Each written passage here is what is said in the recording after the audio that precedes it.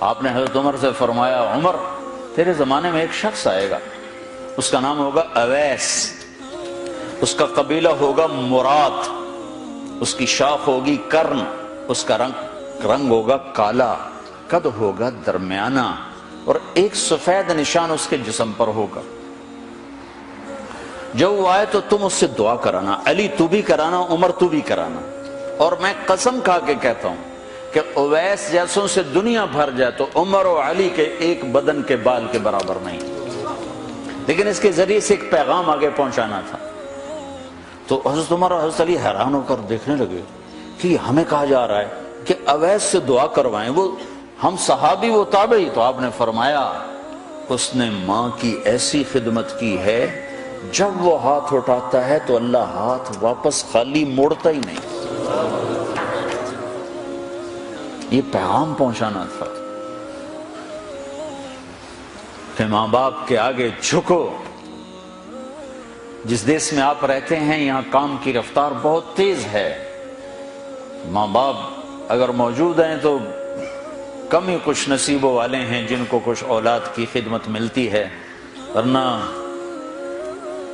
دیواروں کے ساتھ ہی زندگی گزر رہی ہوتی ہے۔ تو عمر رضی اللہ عنہ جب خلیفہ بنے تو ہر سال حج کرتے تھے، ہر سال ان کو ڈھونڈواتے۔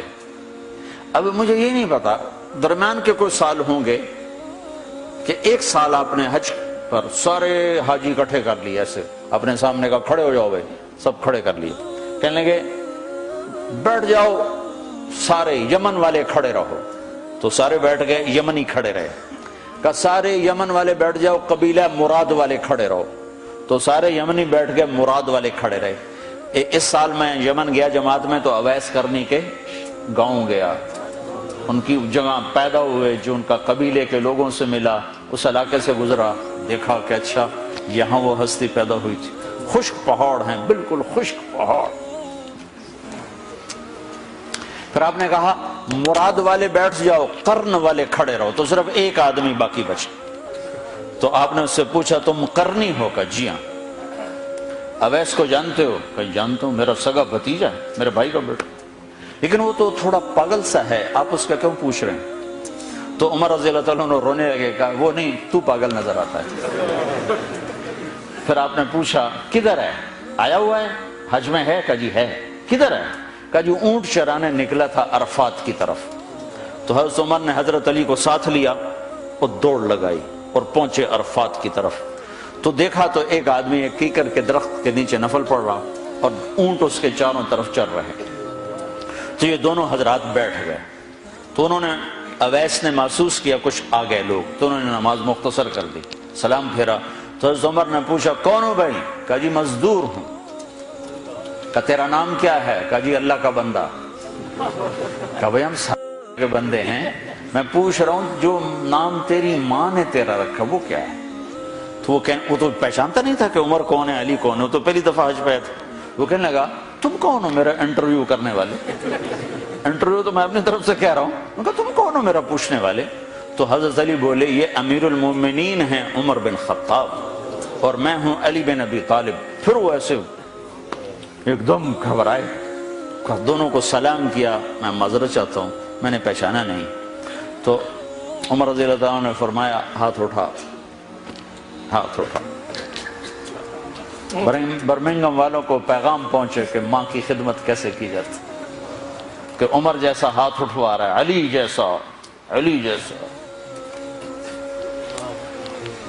تو وہ کہنے لگے میں آپ کے لیے کیسے ہاتھ اٹھاؤں، میری اوقات ہے کہ میں آپ کے لیے دعا کروں؟ کہاں، ہمیں ہمارے نبی کا حکم تھا کہ اویس آئے تو اس سے دعا کروانی ہے، کہ جب وہ ہاتھ اٹھاتا ہے تو وہ ہاتھ خالی نہیں آتے۔ کس وجہ سے؟ تہجد، جہاد، تبلیغ، ذکر، تلاوت، تسبیح، حج، عمرے، نمازیں، روزے، ذکر، تلاوت۔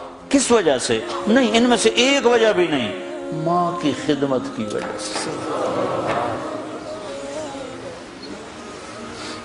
پھر ایک اور جگہ آپ نے فرمایا کہ لوگ جب جنت میں چلیں گے تو اویس بھی چلے گا، جب جنت کے دروازے پر پہنچے گے تو اللہ تعالیٰ فرمائیں گے اویس کو روک لو، باقی کو جانے دو۔ تو اویس گھبرا جائیں گے، کہیں گے یا اللہ مجھے کیوں روک لیا ہے؟ تو اللہ تعالیٰ فرمائیں گے ٹھہر جاؤ، جانے دو ان کو۔ ہاں بھائی، اب یہ سامنے جہنم کے لوگ کھڑے ہوئے ہیں، تو شفاعت کر، تیری تو فعل لاکھوں انسانوں کو جنت میں ڈالو، تجھے اس لیے روکا ہے کہ تو شفاعت کر، جدھر تیری انگلی اٹھتی جائے گی ان کے لیے جنت لکھتی چلی جائے گی، ان کے لیے جنت لکھتا چلا جاؤں گا، جدھر جدھر تو انگلی اٹھائے۔ صرف پونڈ ہی سب کچھ نہیں، مائیں بھی بہت کچھ ہے، صرف پونڈ ہی سب کچھ نہیں ہے، باپ بہت کچھ ہے۔